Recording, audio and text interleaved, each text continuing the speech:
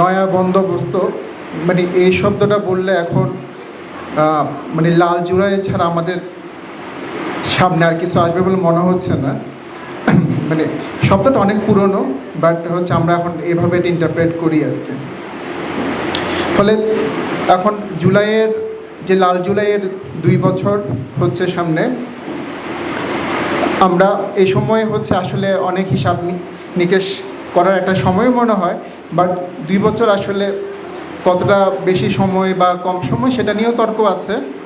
আর নয়া বন্দোবস্ত যে শব্দটা, এবং এটা নিয়ে এখন ইতিবাচক বা নেতিবাচক 2 ধরনের কথাই আছে, এবং এটা সম্ভব, এবং এটা মনে হচ্ছে এক ধরনের গণতান্ত্রিক জায়গা থেকে আমাদের দেখা। এবং এই নতুন কিছু চাওয়ার মধ্যে যেটা ছিল, মানে আমাদের এমন কোনো পুরনো ধারণা বা এমন কোনো নতুন কিছু ছিল না যেটা আমরা আগে চাইনি আসলে। সেটা ছিল মানবাধিকার বা চিন্তার স্বাধীনতা, মত প্রকাশের স্বাধীনতা। এবং এটা এমন এক সময় আসলো যখন আমাদের রাষ্ট্রীয় প্রতিষ্ঠানগুলো একদম ধসে পড়লো, এবং এই জায়গায় এই ধসে পড়ার সাথে ছিল যে এক ধরনের সম্মতিও ছিল, মানে সেটা হচ্ছে মনো থাকাও তো সম্মতি হয়, বা যেটা জোরপূর্বক হোক বা যেভাবে হোক।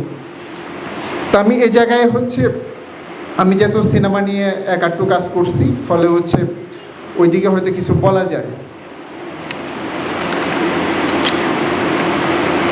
তো এক্ষেত্রে যেটা হচ্ছে, মানে ইদানিং এই প্রশ্নটা আসছে যে মানে জুলাই নিয়ে গল্প, উপন্যাস বা সিনেমা নাটক কী হচ্ছে, আবার এটা নিয়ে কারো আক্ষেপ দেখা যাচ্ছে, আবার কেউ বলছে 50 বছর 100 বছর সময় লাগবে। আসলে কি তাই? মানে এই যে পরিবর্তনটা হলো, একটা পরিবর্তন ধরার জন্য এই তর্ক থাকতে পারে, বাট হচ্ছে আমরা ইমিডিয়েট রিয়াকশানটা কী, মানে আমার দেখার অভিজ্ঞতায় হচ্ছে প্রচুর হচ্ছে আমরা নন ফিকশান দেখছি এই বিষয়ে, কিন্তু জুলাইকে নন ফিকশান বা মানে ডকুমেন্টারির মধ্যে তুলে ধরে এমন একটা জায়গায় নিয়ে যাওয়া হচ্ছে, এটা কারণ এটা অ্যাভেলেবেল না। মানে আমি যখন কালচার বা বিনোদন ইন্ডাস্ট্রি নিয়ে কথা বলি, যেটা হচ্ছে কতটা মানুষের কাছে সহজে যেতে পারতেছে, একজন চাইলে ধরতে পারে কি না, তা আমার মনে হয় না এরকম খুব বেশি কোনো কাজ আমরা দেখি।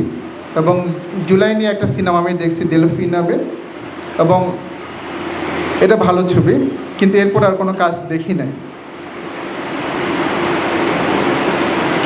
এখন এই যে গণ অভ্যুত্থান বা জুলাইকে ধারণ করা এবং এই বিষয়ে আমরা কি করছি, মানে এটা একটা আলাপ বটে, বাট হচ্ছে আমরা যখন বলতেছি নয়া বন্দোবস্ত, তখন আসলে আমরা ফেসিবাদের যে বিলোপটা চাচ্ছি আসলে সেখানে কি কি ছিল। তো খুব কমন কিছু ব্যাপার ছিল, বিচার বহির্ভূত হত্যা, গুম, এটা নিয়ে আমরা গুম কমিশনের রিপোর্ট দেখছি, নানা ডকুমেন্টারি দেখলাম, এবং কিছু বিচারও হচ্ছে। কিন্তু এই যে গুম খুনের পেছনে যে সম্মতি ছিল, মানে যেটা কালচারাল ন্যারেটিভ ছিল, সেটা নিয়ে আমাদের আসলে কথাটা কী, মানে অন্তত হচ্ছে গত 5 বছরে অন্তত এই ধরনের 5টা ওয়েব সিরিজ আছে বা 4 আছে, যেগুলোর মধ্যে হচ্ছে যে গুম হওয়াটা বা খুন হওয়াটা এভাবে এটা জায়েজ, মানে এই ধরনের সম্মতি ছিল। কিন্তু এখন যখন জুলাইয়ের পরে যখন আমরা নয়া বন্দোবস্ত বলি, তখন হচ্ছে আসলে হচ্ছে আমরা গুমের বিরুদ্ধে থাকব এবং বিচার বহির্ভূত হত্যার বিরুদ্ধে, এবং এটা এই প্রশ্নগুলো আমাদেরকে হচ্ছে আমাদের গল্প, উপন্যাসে, সাহিত্যে হোক বা সিনেমায় হোক নিয়ে আসতে হবে, কিন্তু সেই গল্পটা তো আমরা পাই না। যেমন খুলনার যে ঘটনা, মিরাজ শেখ নামে এক মাঝি, উনি হচ্ছে জেলে, উনি 10 এপ্রিল থেকে হচ্ছে নিখোঁজ, এবং এটা নিয়ে অভিযোগ আছে কোস্টগার্ড, এবং সবাই দেখছে, এটা অভিযোগ না আসলে, মানে সংবাদপত্রের ভাষ্য হচ্ছে অভিযোগ।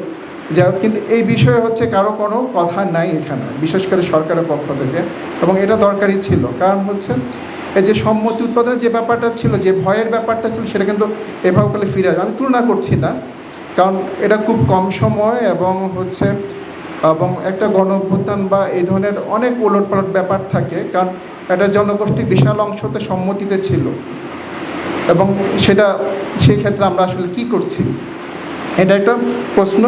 তারপর জুলাইয়ের ক্ষেত্রে যেটা ছিল, আমরা হচ্ছে জুলাইয়ের পরে যে সরকার হলো, তো সেখানেও দেখলাম অনেক সংস্কারের প্রশ্ন আসলো। এখন এটা নানা ধাপে আছে, এটা হচ্ছে ব্যাপার, কিন্তু সে সংস্কারের মধ্যে মানে কালচারাল সেক্টর নিয়ে আসলে কি সংস্কারগুলো ছিল, যেহেতু আমি সিনেমার সাথে যুক্ত ছিলাম, একটা কমিটি ছিলাম, আমি দেখলাম মানে প্রচুর সংস্কার কমিটি হইলো, সব জায়গার মধ্যে নীতিমালা চেঞ্জ হচ্ছে, কিন্তু শেষ পর্যন্ত বিষয়টা থমকে গেল। কারণ হচ্ছে এই যে মানে একটা পক্ষের বাইরে বা কর্তৃত্ব ধরে রাখার ক্ষেত্রে, সরকারি ক্ষেত্রে, সেটা হচ্ছে আমরা আমলাতন্ত্র বলি বা সরকারের নিয়ন্ত্রণের ক্ষেত্রে, সে জায়গায় কিন্তু খুব বেশি ছাড় দিতে রাজি না। তা আমরা যদি ছাড় দিতে রাজি না হয় বা স্বাধীনভাবে চিন্তা করতে বা বলতে না দিই, তাহলে সেই ক্ষেত্রে আসলে এটা খুব বেশি কার্যকর কিছু হবে না আসলে। তখন হচ্ছে যে এই প্রশ্নটা বারবার আসবে যে আমরা কি পুরনো দিকে যাচ্ছি কি না। কিন্তু ঘটনা হচ্ছে মানে এটা মনে হয় হয়তো সম্ভব না, কারণ যে জেনারেশনটা মাঠে গিয়ে রক্ত দিচ্ছে এবং এখনও হয়তো দিবে, মানে এভাবে কথা শুনি, তারা তো এই ব্যাপারগুলো মেনে নেওয়ার কথা না। ফলে হচ্ছে তাদের একটা দায়িত্ব থাকে এই কালচারাল ন্যারেটিভটা কীভাবে তৈরি করবে। এবং জুলাই আমাদের উদ্দীপ্ত করছে গান এবং বিশেষ করে র্যাপ সঙ্গীত, কিন্তু অদ্ভুত ব্যাপার হইলো যে জুলাইয়ের পরে হচ্ছে মানে মোটামুটি এই যে গান, এই যে তৎপরতাগুলো কোথায় যেন হারিয়ে গেছে। মানে এটা কেন হলো, মানে এবং একই সময়ে হচ্ছে আমরা মাজারে হামলা দেখলাম, তারপরে গানের আসরে হামলা দেখলাম, এবং যেটা হচ্ছে মাজার এবং হচ্ছে যেটা বাউল বলতেছে যার পালা গান, এটা কোনোভাবে হচ্ছে আমাদের এখানকার মানে পলিটিক্যাল যে সিনারিও ছিল আগে এবং ইকোনমিক সিনারিও সেটার সাথে আলাদা না। এবং হচ্ছে এটাকে মব বলা হচ্ছে, দঙ্গল বলা হয়, আগেও ছিল কিন্তু এখন বেশি বাড়ছে। এবং সোসাইটিতে এটা কেন হচ্ছে সে গল্পটা কিন্তু নাই। মানে আমি তৌহিদি জনতা বা এই ধরনের কিছু নাম ইউজ করি, কিন্তু এই মানুষগুলো কোত্থেকে আসে, কোথায় হারিয়ে যাচ্ছে, কেন, মানে এই কনফ্লিক্টগুলো আমাদের গল্পের মধ্যে নাই, আমাদের কালচারের মধ্যে এই বিভেদটা দূর করার চেষ্টা নেই, কোনো পক্ষের মধ্যে নাই। মানে এখন আমি যখন বলি নয়া বন্দোবস্ত, মানে নয়া রাজনৈতিক বন্দোবস্ত, মানে কি আসলে কোনো পক্ষের উপরে চাপাই দিচ্ছি? তা তো নিশ্চয়ই না। মানে এটা হচ্ছে যেই সম্মতির ভিত্তিতেই আমরা আসলে এই গণ আন্দোলনের পক্ষে ছিলাম বা সহমর্মী ছিলাম, সেই সম্মতির ভিত্তিতে আসলে কোনো দিকে আগানোর একটা বিষয়। এবং এক্ষেত্রে যেটা হচ্ছে, যত আমরা নয়া বন্দোবস্ত বলতেছি, তাহলে আমাদের আসলে পুরোনোটা কী ছিল সেটা পর্যালোচনা আসলে কটটুক, মানে কোন ক্ষমতার উপর ভর করে আপনারা হচ্ছে যে এই ধরনের সম্মতিমূলক একটা সময়ের মধ্যে আমরা ছিলাম, সেই বিষয়টা আসলে আমাদেরকে আগে বোঝাপড়া হওয়া উচিত। যেখানে আমাদের রবীন্দ্রনাথের কথা আসছে, বা মানে মানুষ হচ্ছে অবশ্যই রাজনীতি, মানে আমার ব্যক্তি পছন্দ, যেন আমি এটা করি কোনো না কোনো একটা পরিবেশ এবং প্রভাব থেকে এটা আসা ভাল লাগে, এটা আসলে ভুলিয়ে না। সেক্ষেত্রে হচ্ছে যে কালচারাল আইকন বা যে কথার মধ্যে দিয়ে, যে গল্পের মধ্যে দিয়ে আমরা বলছি, যেমন হচ্ছে আমি কলকাতার হইচয়ে প্রচার হওয়া একটা সিরিজের ছিল, এটা না হয়েছে না সরি চরকিতে, যে গুম হচ্ছে, মানে এটা নিয়ে খুব চমৎকার আছে, কিন্তু পরে দেখা গেলো আসলে গুম যে হওয়ার, সে ছিল গুম হওয়ার যোগ্য। কিন্তু আবার যখন হচ্ছে এই গল্পগুলো আমরা যখন দেখি বা পড়ি, তখন হচ্ছে যে মানে কে গুম হবে না, সেরকম যখন মানুষ আমি যখন নির্ধারণ করি, সে আসলে কোন ধরনের গান শোনে না, কোন ধরনের সংস্কৃতি লালন করে না, সেই ব্যাপারটাও আছে। ফলে এই পর্যালোচনাটা আসলে দরকার। তাহলে হচ্ছে নয়া বন্দোবস্ত বলে মানে এটা কোনো এখন দলের না, কোনো ব্যক্তিরও না, এটা পুরা বাংলাদেশের মানুষের একটা দাবি, সেটাই হওয়া উচিত। ধন্যবাদ।